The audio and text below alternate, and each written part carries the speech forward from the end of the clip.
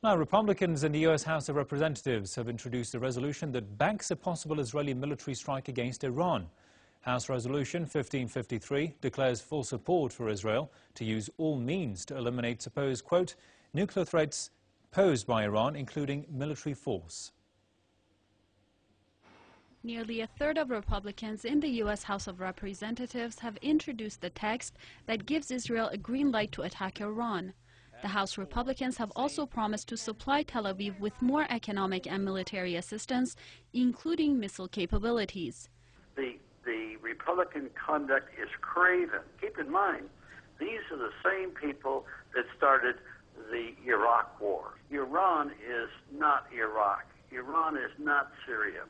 If the Israelis are fool enough, and that's the word, fool enough, to strike Iran, they will rue the day, and it could possibly trigger a third world war. Iran's defense minister has meanwhile described the move as part of U.S. and Israel's efforts to launch a psychological war in the region.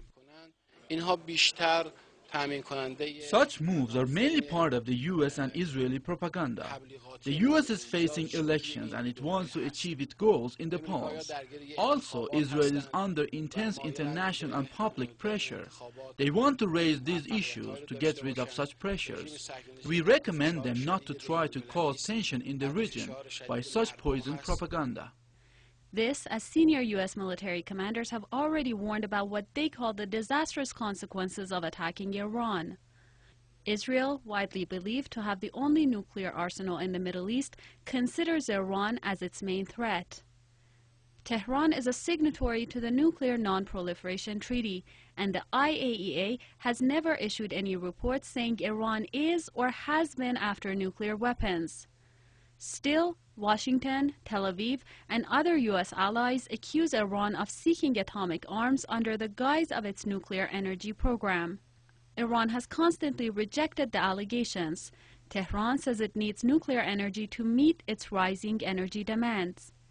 The U.S. has one of the biggest nuclear arsenals in the world and is the only country to have ever used nuclear weapons against another nation. Back in April, Washington threatened Tehran with a nuclear attack, and under U.S. pressure, the UN Security Council imposed fresh sanctions against Iran over its nuclear energy program. Iran says it won't cave in to U.S. and Israeli threats. Iranians believe they have a right to access peaceful nuclear energy and that nothing can stop them from that objective.